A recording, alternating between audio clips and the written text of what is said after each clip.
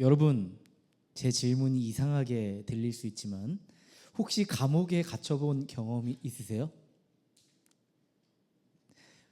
네, 제 질문이 참 이상하죠? 당연히 아무도 없으시겠죠.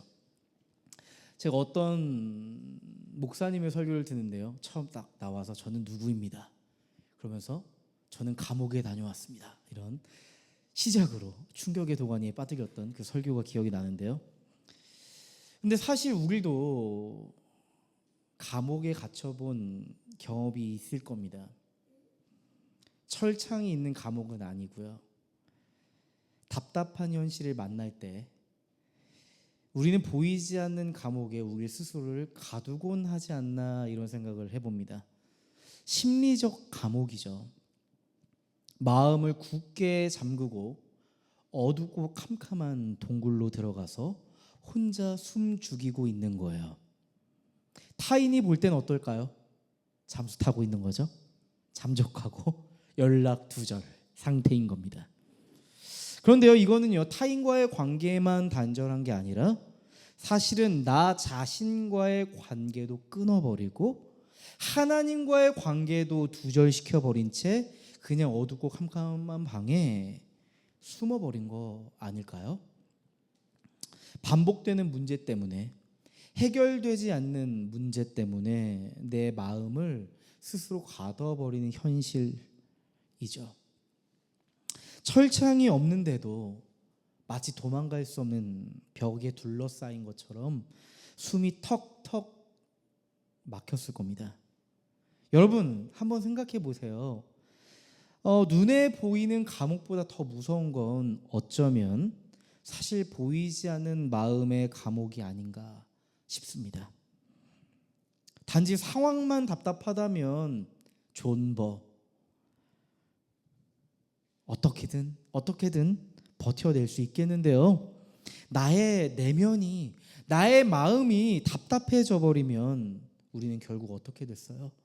무너져 버렸던 것 같아요. 오늘은요, 답답한 현실에 갇힌 이들에게 주시는 메시지예요. 바울 선교팀은 하나님께서 마케도니아 선교를 약속하셨다는 확신이 있었죠. 하나님이 선교팀을 아주 섬세하게 인도해 주셨잖아요. 하나님이 부르셔서 이곳까지 왔고, 악한 영의 지배를 받는 여종, 악한 사람들의 착취를 받는 그 여자를 회복시켜 주었어요. 근데 그 여자를 회복시켜 준 그 결과가 어땠어요? 범죄자라고 하는 낙인, 그리고 감옥에 갇히는 현실이었습니다. 범죄자라니요, 너무 억울한 상황이죠. 그런데 하나님께서 부르신 그곳에서 그 누구에게도 하소연할 수 없는 신세였죠. 지금 바울과 실라는 감옥에 갇혀 있습니다. 밀폐된 공간에서 손과 발이 결박에 사로잡혀 있습니다. 차가운 쇠사슬이 그들을 결박하고 있어요. 지금 그들은 아무것도 할 수 없는 상태겠죠. 여러분이라면 그 상황에 뭘 하시겠어요? 하나님 앞에 이런 호소를 하지 않을까 싶어요. 하나님, 왜 이런 일을 당하게 하시는 거예요? 하나님, 저희는 너무 억울해요. 하나님이 이곳으로 우리를 보내셨으면서 하나님은 이곳에 우리를 갇히게 하셨네요. 뭐 하시는 겁니까? 하나님 살아계신 거 맞아요? 라고 이런 절망과 원망이 터져 나오지 않겠습니까? 그런데 그날 밤 움직일 수 없는, 아무것도 할 수 없는 현실 앞에서 바울과 실라는 움직이기 시작합니다. 사도행전 16장 25절 말씀 보시죠. 한밤쯤 되어서 바울과 실라가 기도하면서 하나님을 찬양하는 노래를 부르고 있는데 죄수들이 듣고 있었다 합니다. 우리가 주목해야 될 부분이 여기에 써 있습니다. 밀폐된 감옥이라는 공간에 움직일 수 없는 상황에서도 바울과 실라는 움직이고 있어요. 그들의 믿음이 움직이고 있었다는 점입니다. 그들의 믿음은 멈추지 않고 생동감 있게 움직이고 있었다는 사실이에요. 우리는 뭘 할 수 있죠? 그들의 손과 발, 신체는 묶여 있지만 그들의 영혼은 묶여 있지 않습니다. 그들의 마음은 묶여 있지 않아요. 그들의 몸은 갇혀 있지만 그들의 영혼은 갇혀 있지 않는다는 사실을 우리는 알 수가 있죠. 그들은 밀폐되고 무척이나 답답한 그 공간에서 입술을 열었습니다. 기도했습니다. 하나님을 찬양했습니다. 하나님을 노래했습니다. 하나님의 일하심을, 하나님의 행하심을 고백했습니다. 여러분, 사람이 극심한 억압 상황에 처하면 어떨까요? 무기력증에 빠지지 않을까요? 아무것도 할 수 없다는 무기력에 빠지지 않겠냐고요. 답답한 현실 속에 여러분 무기력증에 빠져보신 적 있으세요? 아무리 내가 해도 안 될 것 같은 현실 앞에서 무력감을 느껴보신 경험이 있으실 겁니다. 아무리 해도 안 된다는 마음의 결론을 내리면 우리는 앞으로 내 인생이 나아질 것이라고 하는 그 노력 자체를 포기하게 되잖아요. 바울과 실라는 지금 숨막히는 이 현실 앞에서, 숨막히고 답답한 현실에서 입술을 열고 기도하고 노래했대요. 여러분, 이건 단순한 낙관주의가 아닙니다. 이건 뭘 의미하는 걸까요? 답답한 현실 속에서 무기력을 뚫고 믿음이 작동되고 있는 겁니다. 하나님은 이 본문을 통해서 우리에게 말씀하신다 생각했어요. 질문하시는 것 같다는 생각을 했습니다. 너희는 이 답답한 현실 속에서 너희의 믿음이 작동할 수 있니? 답답한 현실 속에서도 너희의 믿음이 작동되고 있니? 라고 질문하시는 것만 같아요. 바울과 실라가 기도하고 찬양할 때 죄수들이 그 노랫소리, 그 기도 소리를 듣고 있었대요. 여기서 듣고 있다라고 하는 헬라어 원어는요, 에페크로온토입니다. 에페크로온토라는 단어예요. 이건요 그냥 소리를 들었다, 그냥 들리니까 들었다라는 뜻이 아니고요, 귀를 기울여 집중했다라는 뜻을 가지고 있대요. 상황을 보면 이해할 만합니다. 참 의아하잖아요. 이 상황에서 노래가 나오나? 이 상황에서 기도가 나오나? 정신줄 놔버렸나? 근데 가만 보면 정신줄을 놔서 노래하는 것 같진 않은데 저들은 왜 저러는 걸까? 이런 생각이 들었던 거 아닐까 싶어요. 아마 죄수끼리 똑같은 심정이잖아요. 답답하죠. 똑같은 처지에 똑같은 마음을 가진 죄수들끼리 유심히 바울과 실라를 지켜보고 있는 거예요. 똑같은 죄수의 신분으로 갇혀 있지만 자신과는 전혀 다른 모습으로 노래하고 있는 그들을 보면서 물음표를 갖고 있는 거죠. 여러분, 여기서 우리는 아주 중요한 사실 하나를 발견할 수 있지 않나 싶어요. 사람들은 그리스도인들이 고통을 당할 때 지켜보고 있습니다. 고통에 대한 반응을 보고 있습니다. 그리스도인들이 그 고통에 대해서 어떻게 반응하는지 교회 밖 사람들, 비그리스도인들은 보고 있습니다. 여러분, 우리는 이렇게 생각하는 것 같아요. 우리는 보통 그리스도인들이 잘 될 때, 성공할 때, 일이 잘 풀릴 때 교회 밖 사람들이 우리에게 주목해 줄 거라고 생각하는 경향이 있습니다. 세상 속에서 성공해야만 그리스도인 다움을 보여줄 수 있지 않을까라고 막연하게 생각하는 것 같아요. 그런데요, 사실 오히려 우리가 잘 될 때, 성공할 때, 힘 있을 때 사람들은 우리에게 관심이 없어요. 우리의 성공이 그리스도인이라는 그 개연성 때문에 그렇다는 사실을 발견하기 어렵기 때문이에요. 우리가 잘 되면 제가 열심히 살았구나, 제가 사업 아이템을 잘 정했구나, 제가 남자를 잘 만났구나 라고 생각하지, 제가 그리스도인이라서 너무 잘 되는걸, 저 사람이 성공한 건 예수님 때문인걸, 이라고 생각할 수가 없다는 거예요. 하지만 우리가 고통을 당할 때, 억울하고 답답할 때, 그때 비그리스도인들은 그리스도인인 우리가 어떻게 그 고통에 대해 대처하는지 보고 있습니다. 쟤는 그리스도인이라는데, 교회 다닌다는데 어떨까? 이 상황에서 어떻게 반응할까? 우리처럼 불평하고 불만하고 그냥 여기서 낙심해버리고 포기해버릴까?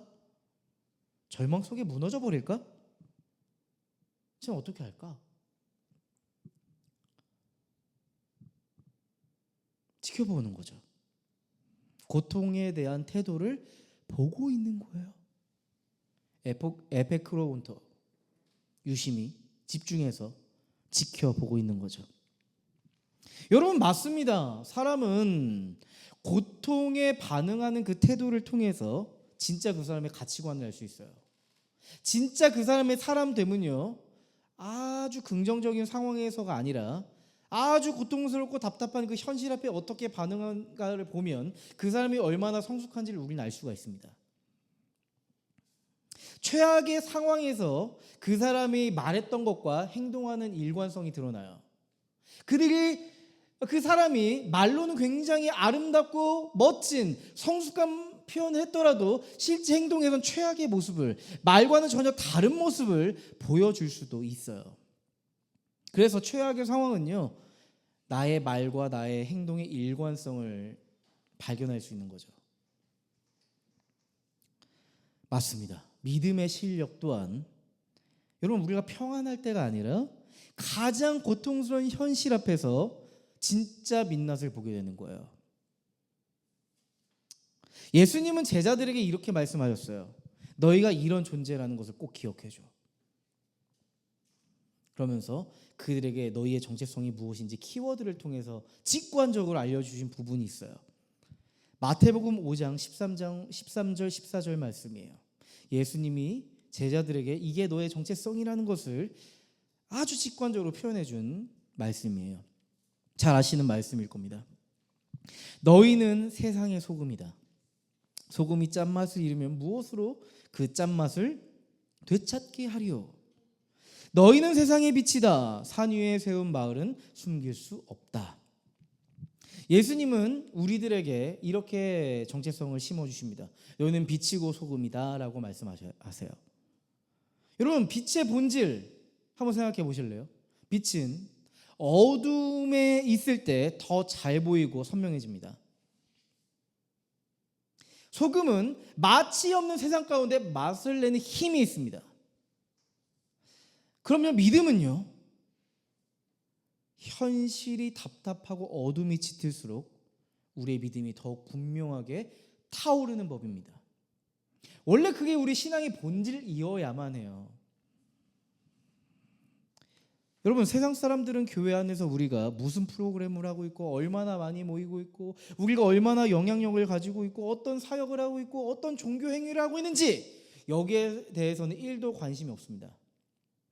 그들이 보는 건 딱 하나예요. 우리의 일상입니다. 데일리 라이프, 일상적 삶을 봅니다. 우리가 일상에서 어떻게 살아가고 있는지 지켜보고 있습니다.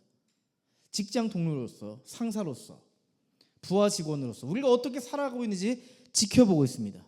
또한 친구 관계에서도 서로가 서로를 우리는 지켜보고 있습니다. 또한 부모 자녀 관계에서도 우리가 서로를 보고 있어요. 자녀는 부모를, 부모는 자녀를 보고 있어요. 답답한 현실에서, 답답한 일상에서 고통을 만났을 때 우리가 그리스도인으로서 어떻게 반응하는지를 보고 있단 말이에요. 이번 주에 우리 아내가 퇴근을 하는데 밝은 목소리로 들어오는 걸 이제 들었습니다. 나 이거 받았어 하면서 들어오더라고요. 보너스를 받았나? 뭘 받았길래 저렇게 밝은 목소리로 들어오지? 네, 싶었어요. 근데 뭐 어떤 카드 한 장을 흔들면서 들어오는 거예요. 바로 요 카드입니다. 돈은 아니죠? 상품권도 아닌데요. 이 카드를 보면서 나 이거 받았어 하면서 들어왔어요. 제가 읽어드릴게요. 이게 뭔지 잘 안 보이실 테니까요. 제가 한번 읽어드리겠습니다. 땡큐 세브란스. 어린이병원 외래파트 장기쁨 선생님께. 선생님, 늘 바쁘신 와중에도 문의 전화를 밝은 목소리로 받아주셔서 감사합니다. 선생님의 밝은 에너지 덕분에 그날 하루 종일 저도 기분이 좋았습니다. 웃음 표시. 이렇게 써 있어요. 짧지만 이 땡큐 카드를 써서 이제 고객님이 환자분이 이렇게 넣어주신 거죠. 저는 아내의 삶을 잘 알고 있습니다. 간호사의 삶이 어떤 삶인지 저는 잘 알고 있습니다. 거의 대부분이 녹초가 되어서 집에 오고 항상 기운 없는 목소리로 집에 들어와 쓰러져 버립니다. 한정된 시간에서 많은 환자를 응대해야 하는 상황도 알고 있어요. 간호사의 인력 부족 상황도 알고 있고요. 그래서 점심도 못 먹고 일해야 되는 일상이 비일비재하다는 것도 잘 알고 있습니다. 전쟁터 같은 현장 속에서 때로는 갈등이라는 이벤트도 불쑥불쑥 등장한다는 것도 잘 알고 있습니다. 한마디로 이야기한다면 우리 아내가 살아가는 삶은 답답한 현실이죠. 그런데 이 고객님이 보내온 이 땡큐 카드를 받아온 아내를 보면서 저는 이런 생각을 했어요. 힘들다고 투덜대고 짜증 많이 부리지만 거기서는 잘 살아내고 있구나 생각했어요. 이름처럼 기쁨으로 밝은 에너지로 환자들을 서포트하고 있구나라는 생각을 하게 됐습니다. 야, 이거는 고객님이 주신 것도 맞지만 하나님이 주신 상장이기도 하구나라는 생각을 했습니다. 치열한 일상에서 답답한 현실 속에서 최선을 다해준 저의 아내에게 저는 박수를 쳐주고 싶은 생각이 들었습니다. 한번 박수 한번 쳐줄까요? 네. 너무 잘했고 잘하고 있고 잘 하실 겁니다. 네, 힘내시고요. 저는요, 아내를 통해서 복음의 일상성을 발견했습니다. 답답한 현실 속에서 에페크라 온토, 사람들이 지켜보고 있다는 현실을 보게 된 거예요. 여러분은 이러한 답답한 현실 속에서 반복되는 매일의 일상 속에서 요즘 무엇을 묵상하고 계신가요? 질문 드리고 싶습니다. 답답한 일상 속에서 여러분은 어떠한 묵상을 하시나요? 또 하나님과 어떠한 대화를 하고 계시나요? 하나님과 긴밀한 소통을 하고 계신가요? 또한 나 자신과 소통하고 계신가요? 질문 드리고 싶어요. 답답한 현실, 심리적 감옥. 저도 깊은 묵상을 해보게 됐어요. 이번 설교를 준비하면서 나의 인생 속에 밀폐된 공간, 심리적 감옥은 무엇이었을까? 깊이 좀 생각해 봤는데요. 밀폐된 공간의 공포가 무엇인지 저는 직관적으로 알겠더라고요. 제가 감옥을 다녀온 건 아니고요. 군입대를 일주일 앞두었던 그때가 떠올랐어요. 군입대를 일주일 앞뒀는데요. 속이 굉장히 메스꺼웠어요. 아직도 기억이 나요. 굉장히 거북해요. 뭐가 밥맛이 없어요. 잠이 안 와요. 그리고 계속 그 머릿속에 또하기를 트는 게 뭐냐면 이런 생각이었어요. 내가 왜 군대에 가야 하지? 내가 뭘 잘못했는데 2년 동안 그곳에 갇혀 있어야 되지? 저는요, 나라를 지켜야 한다는 사명감과 자부심은 1도 없었습니다.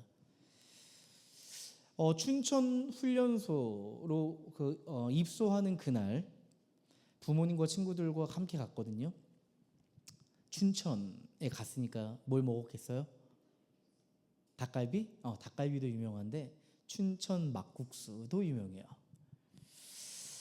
막국수랑 맛있는 수육을 이렇게 시켜놨어요. 그래서 이제 최후의 만찬을 하는 거죠. 근데요, 저는 한 입도 못 먹겠는 거예요.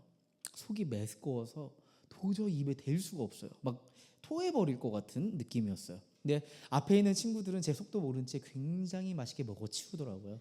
너 그거 못 먹겠어? 내가 먹을게 하면서 굉장히 맛있게 먹더라고요.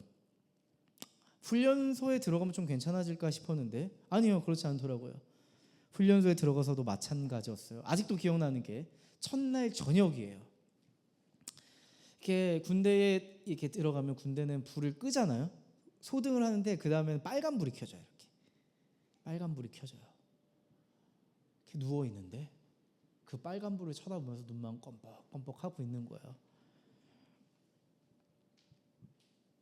난 누구지? 난 여기 왜 와 있지? 막 하면서 내 현실을 막 부정하고 있고 지금 여기 있는 것 자체가 너무 싫고 무엇보다 속이 너무 답답한 거예요. 콜라 한 잔 마셨으면 좋겠는데 거기 콜라가 어디 있어요? 그죠? 평정심을 찾는데 꽤 오랜 시간이 걸렸던 것 같아요.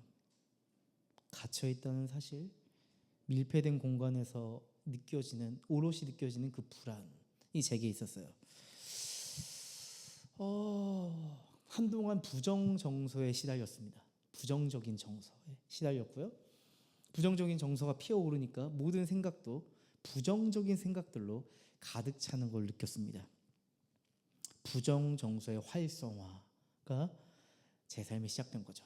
버튼 누른 겁니다. 여러분, 현실이 갑자기 밀폐된 공간처럼 느껴질 때가 있죠. 그럴 때 저처럼 우리 안에 부정정서가 활성화될 때가 있습니다. 부정정서 버튼이 꾹 눌려버릴 때가 있어요. 막막하고 답답하고 최악의 시나리오를 계속 그리는 거예요. 여러분, 우리는 사실 살아가면서 내 안에 찾아온 부정적인 정서와 감정을 어떻게 해결해야 하는지 단 한 번도 배워본 적이 없습니다. 또한 부정정서를 어떻게 잘 해결해야 하는지 어른들을 통해서 본 적도 없습니다. 우리는 두 가지 양상의 어른들만 봤어요. 분노 조절 장애를 가진 열폭하는 어른들이거나 어떤 상황에서도 말을 하지 않는 무뚝뚝하고 감정 표현하지 않고 감정을 느낄 수 없는 이 두 가지 극단적인 양상의 어른들을 보면서 자랐어요. 그러니까 우리도 결국에는 감정 처리에 대해서 이 두 가지를 보고 배운 건지 본능적으로 되는지 잘 모르겠지만 두 가지를 선택하는 것 같아요. 우리도 막 부정 정서가 활성화되면 막 분노를 막 뻗치던가 아니면 입 꾹 닫고 얼굴 표정도 딱 굳고 그냥 방 속에 들어가서 그냥 마음의 문을 닫아버리는 이 두 가지 중에 하나를 선택하지 않나 싶어요. 그런데 제가 말씀드리고 싶은 건 이거예요. 교회 안에서조차 이런 부정적인 정서와 감정에 대해서 문제로 치부해버리는 경향이 있지 않나 이런 생각이 들더라고요. 이런 얘기죠. 야, 교회에서는 감정적이면 안 돼. 넌 너무 감정적인 사람이야. 믿음을 가졌다면 그런 생각하면 안 되지. 그런 부정적인 감정을 가지면 안 되지. 라는 말을 꽤 많이 들어보셨을 겁니다. 그러다 보니까 이런 생각을 갖게 돼요. 그리스도인들이. 부정적인 정서와 감정을 가지면 곧 뭐예요? 믿음이 없다 라고 생각해버려요. 이렇게 공식을 암묵적으로 가지고 살아가지 않나 싶어요. 그래서 우리는 그리스도인들은 이걸 선택합니다. 괜찮지 않은데 괜찮은 척합니다. 안 괜찮은데 괜찮은 척 해버립니다. 속은 무진장 울고 있는데 겉으로는 웃습니다. 교회에서는 웃습니다. 많은 목사님들도 살기 굉장히 힘들고 눈물 나고 고통스러운데 설교단에 서면 은혜로운 양 가면을 씁니다. 목사님들만 그럴까요? 많은 성도님들이 그런 고통에 있지 않나 싶어요. 그리스도인들은 부정 정서에 대해서 굉장히 부담스러워하는 거죠. 답답한 현실도 힘든데 부정 정서로 가득 찬 내 삶을 보면 어떠셨어요? 여러분 어떠셨어요? 막 죄책감이 들지 않으세요? 정죄감이 들지 않으세요? 내가 이것밖에 안 되나? 내가 그동안 그렇게 열심히 신앙생활했는데도 부정적인 마음이 이렇게 피어오르네. 부정적인 생각으로 꽉 찼네. 나도 속물이네. 막 이런 생각이 들죠. 스스로 내가 너무 실망스러운 거예요. 많은 그리스도인들이 그래서 감정을 숨기고 삽니다. 안 괜찮아도 괜찮다고 해버립니다. 해결되지 않은 정서 감정이 끌어오르는데도 그거 덮고 그냥 살아갑니다. 그러다 곧 탈이 나죠. 여러분, 근데요, 여러분이 지금 느끼고 있는 그 정서와 감정은 여러분의 그 존재의 상태예요. 여러분의 그 존재의 상태예요. 우리는 이렇게 생각해요. 내가 가진 생각이 곧 나라고 생각합니다. 생각은 이렇죠. 이렇게 해야 돼. 이래야 돼, 저래야 돼. 이게 옳아라고 하는 게 생각이잖아요. 우리는 내가 옳다는 이상에 대해서 생각할 수 있지만 실제로 그렇게 살아가지 않을 수도 있어요. 왜요? 생각은 우리의 존재를 반영하지 않아요.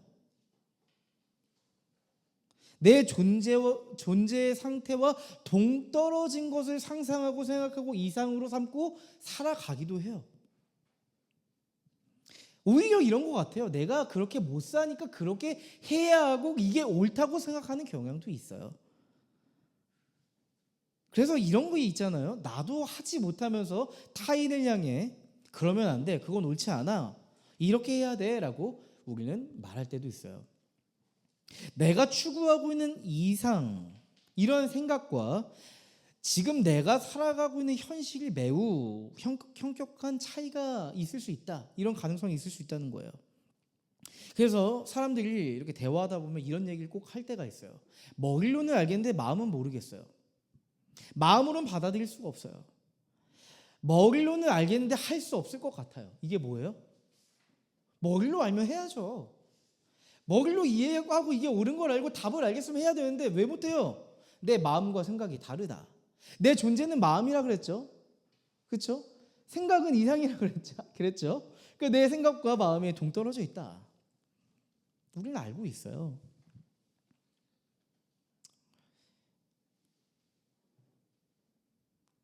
교회 안에서조차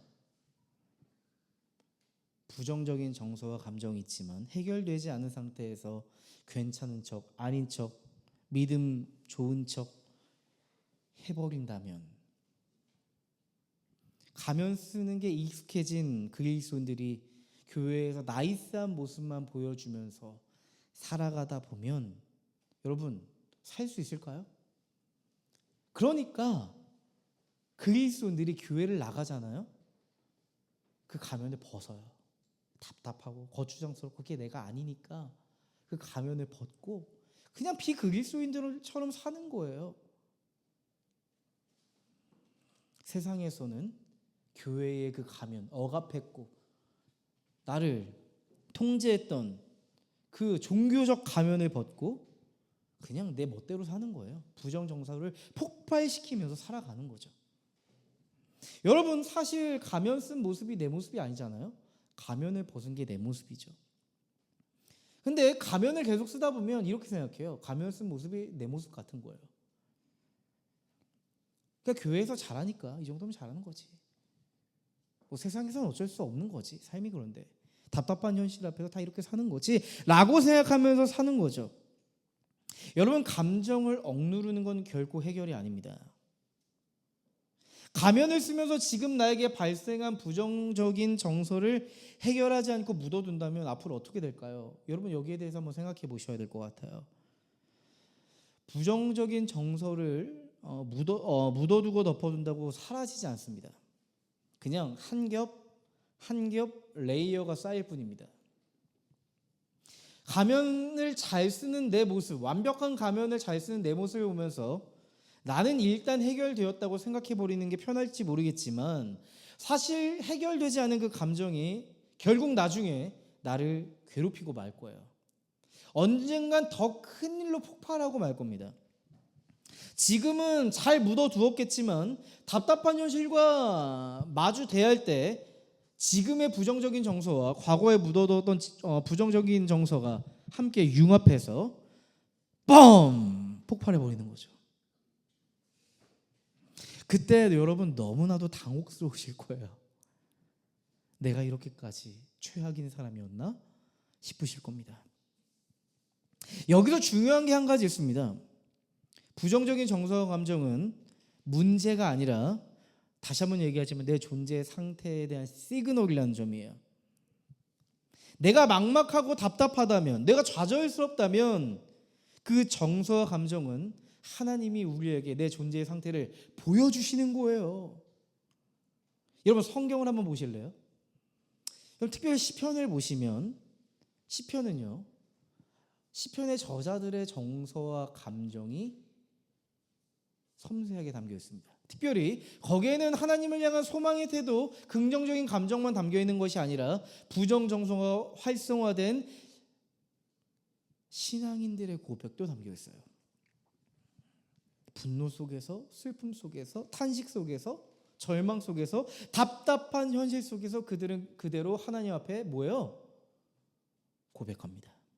부르짖습니다. 좋은 신앙이란 부정 정서가 제로인 게 아니에요. 부정 정서를 가지고 하나님께 나아가는 게 성경적 신앙이에요. 숨기지 않고 꾸미지 않고 가면을 벗고 하나님 앞에 진실하게 나아가는 거, 이게 진짜 묵상이에요. 이게 성경적이고 건강한 신앙이에요. 저는요, 해결되지 않은 감정을 가진, 내 감정을 잘 모르는 혹은 자존감이 낮은 분들과 상담을 할 때 제안하는 포인트가 하나 있습니다. 감정 노트를 작성하는 겁니다. 오늘 하루를 마무리하고 감정 노트를 적어보는 거예요. 사건 중심이 아니라 그 사건을 통해서 느낀 나의 감정을 적어보는 거예요. 저는 그리고 꼭 이렇게 얘기해드려요. 여러분이 여러분 자신을 알아주는 시간이 될 거예요. 내 존재 상태인 감정을 이해해주고 알아주는 시간이 될 거예요.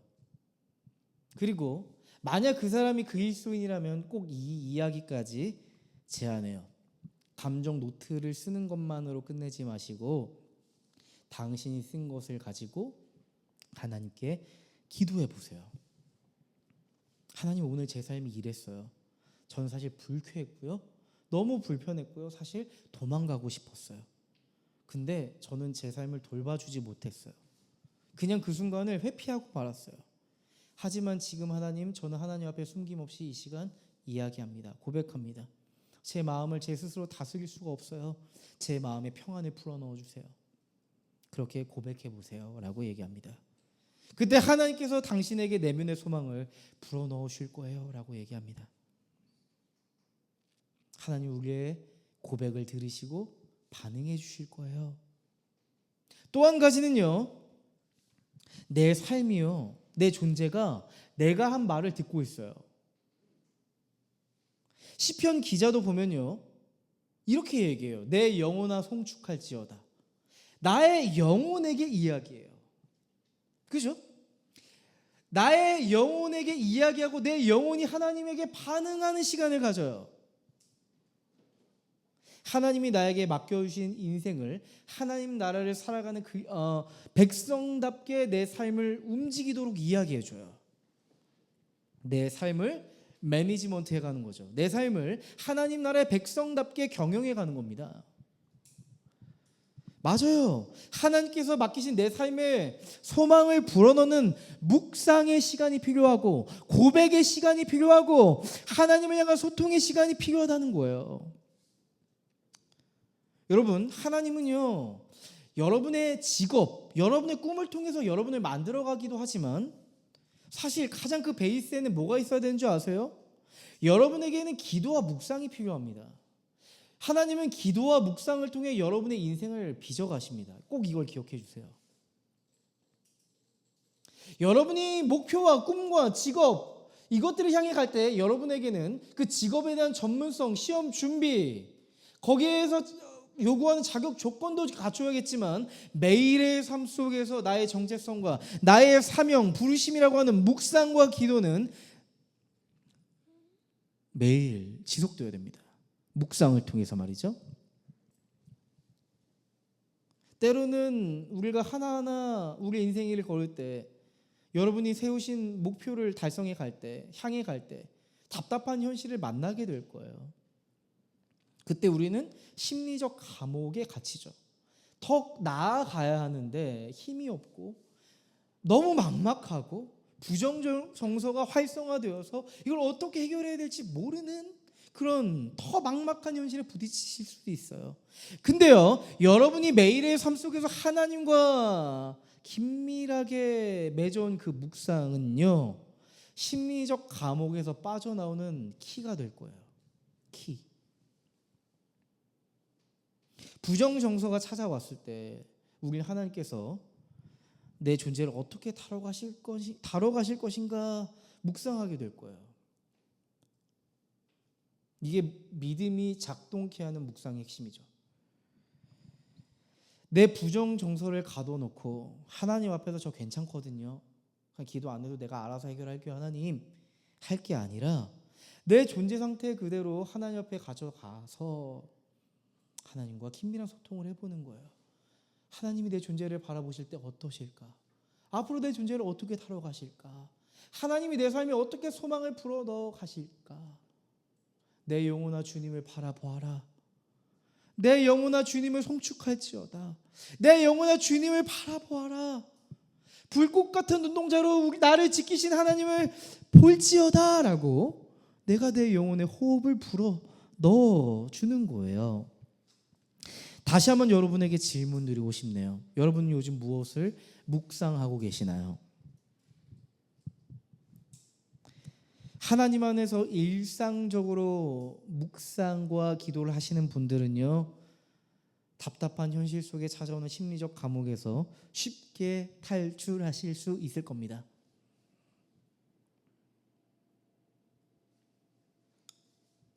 묵상은 심리적 감옥에서 탈출하게 한다는 거, 방탈출하는 키라는 거 꼭 기억해 주세요. 여러분, 우리에게는 소망의 열쇠를 주고 있습니다. 소망의 열쇠가 여러분의 손에 있습니다.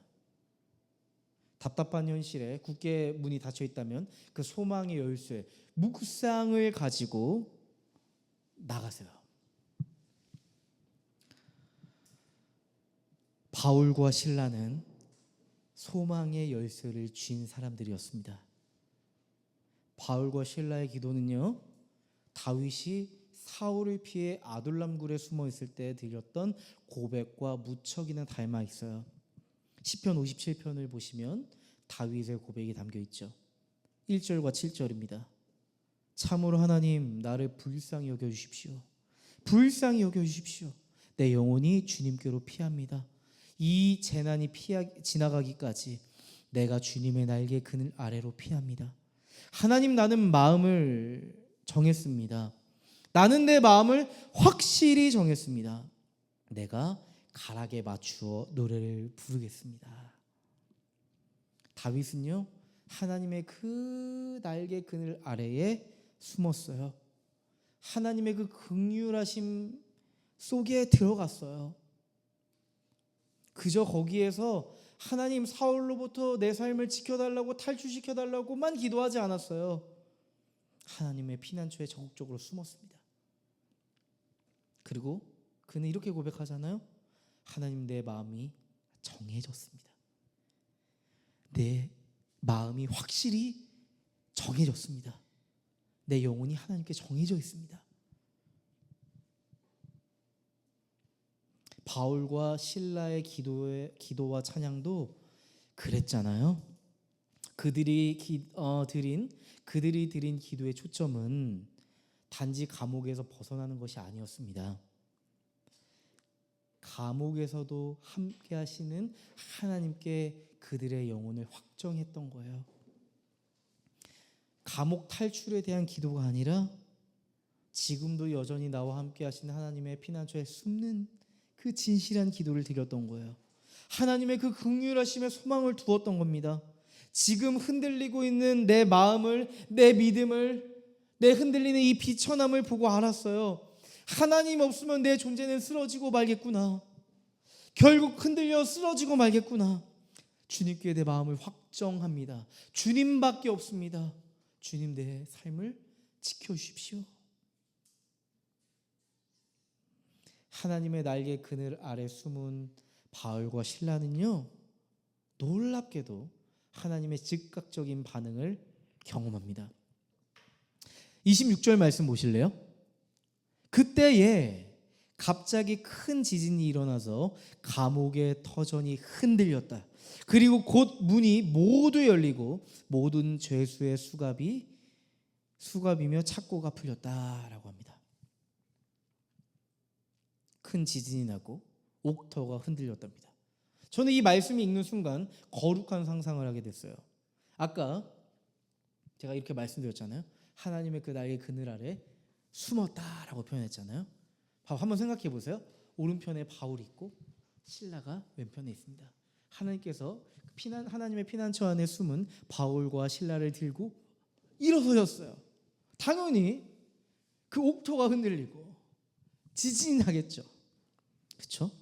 저는 이런 거룩한 상상을 하게 됐어요. 한 팔로는 실라를 안고 한 팔로는 바울을 안은 하나님이 일어서시는 장면이 생생하게 보였습니다. 옥토가 흔들리고 굳게 닫힌 문이 열리고 모든 사람의 매인 것이 풀려졌답니다. 여러분, 이 모습은요, 하나님의 은혜가 임했을 때 나타나는 현상이에요. 여러분, 하나님의 은혜가 여러분에게 임하면 여러분의 존재에 어스퀘이크, 지진이 일어날 겁니다. 지진이 일어날 겁니다. 그 은혜가 우리의 영혼을 뒤흔들고 말 겁니다. 우리의 굳게 닫힌 마음의 문을 하나님께서 열어주실 겁니다. 하나님의 소망은 우리의 영혼에 쓰러져가는 내면을 일으켜 세우실 겁니다. 여러분, 꼭 기억해 주세요. 하나님의 은혜는 우리의 존재의 해결의 실막이라는 것을 꼭 기억해 주셨으면 좋겠어요. 하나님의 소망만이 우리의 존재를 일으킬 수 있습니다. 다른 것 붙잡고 일어서다가 부러져서 큰일 납니다. 여러분, 썩은 동아줄 붙잡지 마시고 튼튼한 소망의 동아줄 붙잡고 일어서셨으면 좋겠네요. 바울과 실라에게 주목하고 있던 성경은요, 갑자기 이름조차 등장하지 않는 간수에게 스포트라이트를 비춥니다. 간수는 죄인들을 책임져야 되는 사람이었잖아요. 그런데 지금 옥문이 막 열리고 죄수들이 다 탈출하고 있어요. 와, 진짜 감당할 수 없는 답답한 현실이죠. 이제 간수는요, 죄수들이 받아야 될 형벌을 대신 받아야 되는 현실에 처했습니다. 무서운 책임이 전적으로 자기에게 있는 거예요. 자, 바울과 실라의 관점으로 보면 바울과 실라에게는 기적 같은 소망의 일이 펼쳐지고 있지만, 여러분, 간수의 입장으로 보세요. 어떠세요?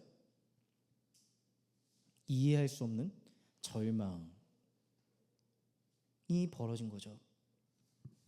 간수는 자신이 갖고 있던 칼을 꺼냈습니다. 그리고 그 칼로 스스로의 목숨을 끊으려고 하는데요. 왜 그랬을까요? 내 운명은 여기까지인가 봐. 여기까지가 끝인가 봐. 이런 마음이었나 봐요. 바로 그때 바울과 실라가 다급하게 그 간수를 말립니다. 당신의 몸을 해치지 마시오. 당신의 몸을 해치지 마시오 라고 말합니다. 저는 이 장면이 너무 의아하게 느껴졌어요. 지금 탈출할 절호의 찬스예요. 그런데 왜 굳이 간수를 말릴까요? 오히려 이 시간 간수를 말리다가 위험해질 수 있지 않겠어요? 간수가 이런 생각을 할 수 있잖아요. 내가 다른 사람들은 보내도 바울과 실라는 붙잡고 있어야겠다라고 생각할 수 있잖아요. 근데요, 놀라운 일이 벌어집니다. 29절 30절 말씀이에요. 간수는 등불을 달라고 해서 들고 뛰어들어가 무서워 떨면서 바울과 실라 앞에 엎드렸다. 그리고 그들을 바깥으로 데리고 나가서 물었다. 두 분 사도님, 내가 어떻게 해야 구원을 얻을 수 있겠습니까? 여러분, 이 질문이 어떻게 느껴지시나요? 여러분, 이 질문은 단순히 종교적인 질문이 아닙니다. 실존적인 질문이에요. 죽음의 운명에 처한 한 사람이 내 인생을 구원하려면 어떻게 해야겠냐고 소망의 열쇠를 가진 이들에게 물어본 겁니다. 바울과 실라는 이런 실존적인 물음에 이렇게 답합니다. 31절 말씀이에요. 주 예수를 믿으시오. 그리하면 그대와 그대의 집안이 구원을 얻을 겁니다. 죽음을 선택한 간수의 인생이 그날 밤 완전히 뒤집힙니다. 그런데요, 더 놀라운 일이 있어요. 그리고 하나님의 말씀을 간수와 그의 집에 있는 모든 사람에게 들려주었다. 그 밤 그 시각에 간수는 그들을 데려다가 상처를 씻어주었다. 그리고 그와 그 온 가족이 그 자리에서 세례를 받았다. 간수는 그들을 자기 집으로 데려다가 음식을 대접하였다. 그는 하나님을 믿게 된 것을 온 가족과 함께 기뻐하였다. 간수 자신뿐만 아니라 간수의 가족 모두가 예수 그리스도의 그 복음을 받아들이고 회심하고 세례를 받았습니다. 하나님 나라에 들어오게 됩니다. 여러분, 한번 생각해 보실래요? 간수는 어떤 사람이죠? 로마 제국의 권력을 대행하는 사람들이에요. 복음과는 정반대에 있는 위치에 있는 인물이에요. 바울과 신라를 감옥에 가둔 순간만 보더라도 그는 하나님 나라 이야기에서 철저히 엑스트라예요. 하나님 나라와는 전혀 관계없는 삶을 살아가던 사람이 바로 간수였잖아요.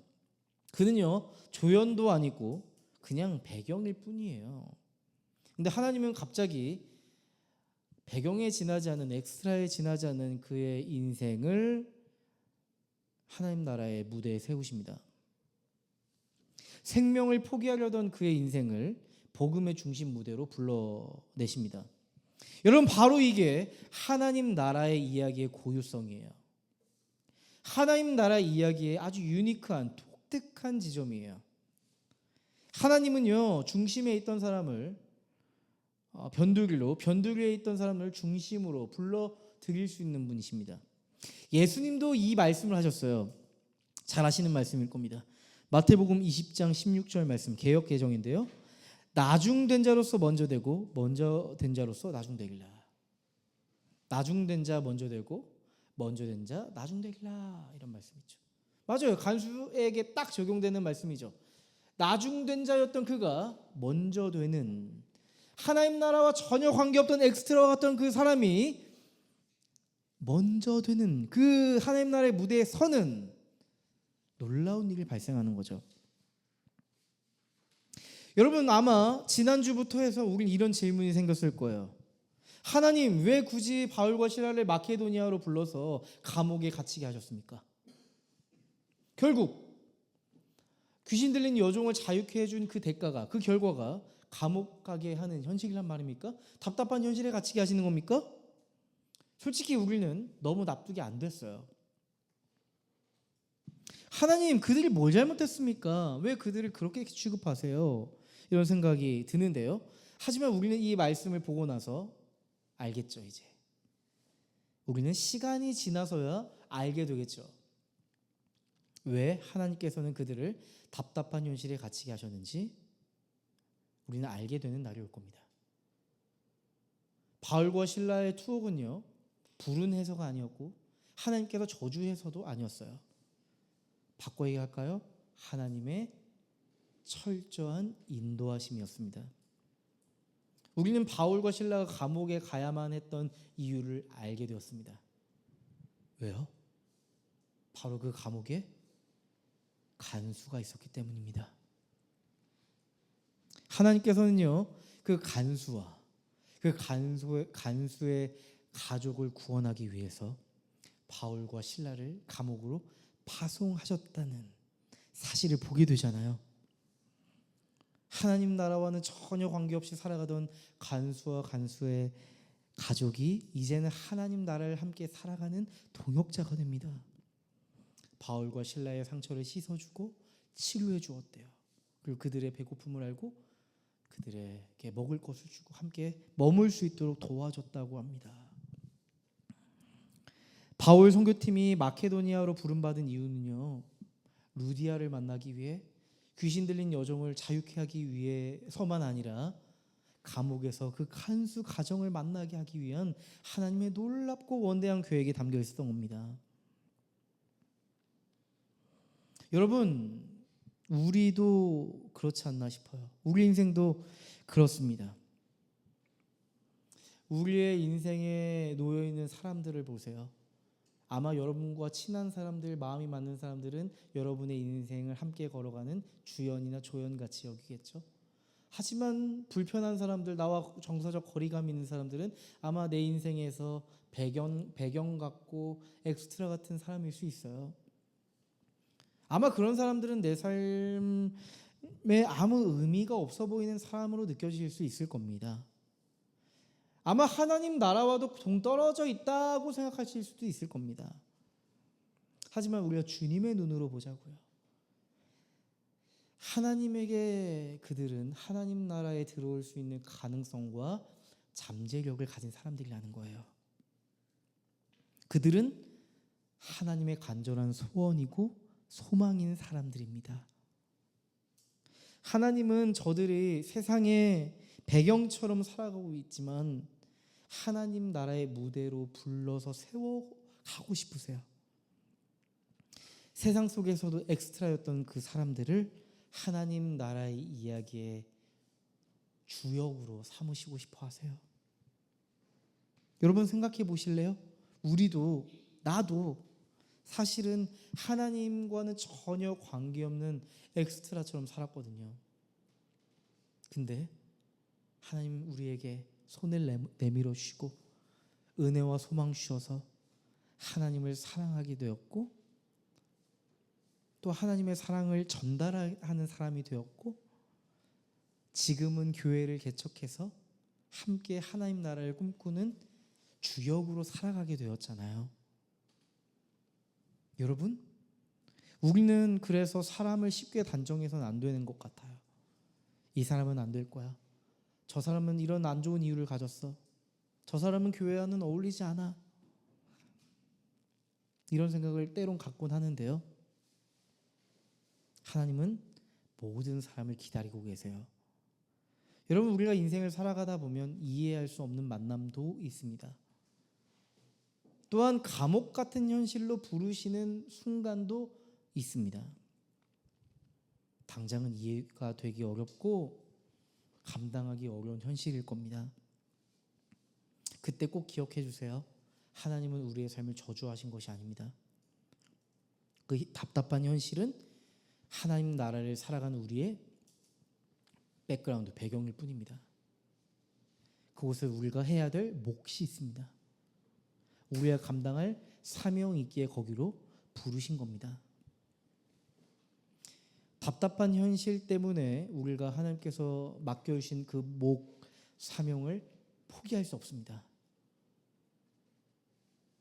나를 부르신 그 목적을 망각해버리고 빨리 이 답답해 보이는 이 배경을 바뀌기만을 기다릴 수 없습니다. 우리는 답답한 현실 속에서 하나님 앞에 질문하고 기도해야 합니다. 간수와 같은 실존적인 질문으로 말이죠. 하나님, 지금 여기에서 내가 무엇을 해야 합니까? 지금 내가 보기에는 매우 답답한 현실이지만 지금 내가 해야 될 몫은 무엇입니까? 내가 맺고 있는 관계에서 저는 무엇을 해야 합니까? 하나님 앞에 잠잠히 질문하며 묵상해 보아야겠죠. 누구나 내가 맺는 관계에서 껄끄러운 관계가 있기 마련입니다. 여러분, 영원한 적은 없습니다. 단지 지금 내 삶에 거리가 있을 뿐이에요. 오늘 말씀처럼 지금은 내 삶의 적과 같았던 그 사람이 나중에는 하나님 나라를 함께 걸어가게 될 동역자가 될 수 있습니다. 우리는 지금 껄끄러운 현실을 만났을 때 우리 하나님 앞에 질문해야겠죠. 또 하나님, 불편하고 껄끄러운 사람 앞에 제가 어떤 삶을 보여줘야 될까요? 어떤 태도를 갖고 관계를 맺어야 할까요? 하나님, 사랑을 주세요. 하나님, 예수님께서 저에게 다가오셨던 것처럼 저도 그렇게 다가갈 수 있는 사랑의 힘을 주세요. 저로서 할 수 없습니다. 하나님이 하실 수 있게 주님께 그 힘을 구합니다. 라는 기도를 드릴 수 있겠죠. 답답한 현실에 갇힌 우리를 위해서 예수님은요, 인생이라는 감옥에 들어가셨습니다. 죄와 사망이라고 하는 감옥 안에 스스로 갇히셨습니다. 십자가에서 손과 발이 묶이셨습니다. 예수님은 그 십자가에서 모든 자유를 빼앗기셨습니다. 그런데 거기서 끝나지 않았습니다. 예수님은 부활하심으로 감옥에서 나오셨습니다. 그 감옥에서 나오실 때 홀로 나오신 것이 아니라 죽어야 하는 죄인들과 함께 나오셨습니다. 우리의 존재를 답답하게 하는 죄의 쇠사슬을 끊어 버리셨습니다. 결국 죽을 수 없는 현실을 부수시고 우리를 그 죄와 사망의 감옥에서 꺼내어내셨습니다. 여러분, 우리가 답답한 현실을 만났을 때 일어설 수 있는 유일한 이유가 바로 여기에 있습니다. 우리가 일어설 수 있는 근본적인 원인이 바로 여기 십자가에 있습니다. 우리는 때로 여전히 답답한 현실을 마주할 때, 그때 우리는 이제 눈을 들어 나를 구원하실 예수를 바라볼 수 있습니다. 간수가 절망 속에서 내가 어떻게 하여야 구원을 받을 수 있겠냐고 질문을 던질 때 하나님은 이렇게 우리에게 말씀하실 겁니다. 내가 십자가에서 답답했던 너의 현실을 구원하였다. 이제 그것을 바라보라고 주님 우리에게 말씀하실 겁니다. 그리고 이제 주님은 배경에 머물러 있던 우리의 삶을 불러내어서 하나님 나라의 주역으로 삼으셨어요. 기억하세요. 우리의 삶은 세상 속에서 답답한 현실 속에서 그냥 엑스트라로 머물 인생이 아닙니다. 소망하는 교회로 살아가는 여러분, 하나님은 답답한 현실 속에서 여러분을 복음의 무대에 세우셔서 하나님 나라의 일을 이뤄가고 그 일을 써가고 계시다는 거 꼭 기억하시면 좋겠습니다. 빌립보서 4장 13절에 보면 이런 말씀이 있죠. 내게 능력 주시는 자 안에서 내가 모든 것을 할 수 있느니라. 내게 능력 주시는 자 안에서 내가 모든 것을 할 수 있느니라. 이 말씀을 기억하시면서 답답한 현실 속에 하나님 나라의 이야기를 써가시는 여러분이 되시기를 소원합니다. 한 주간 화이팅 하시고요. 묵상과 기도로 살아가는 여러분이 되시기를 기도합니다. 화이팅!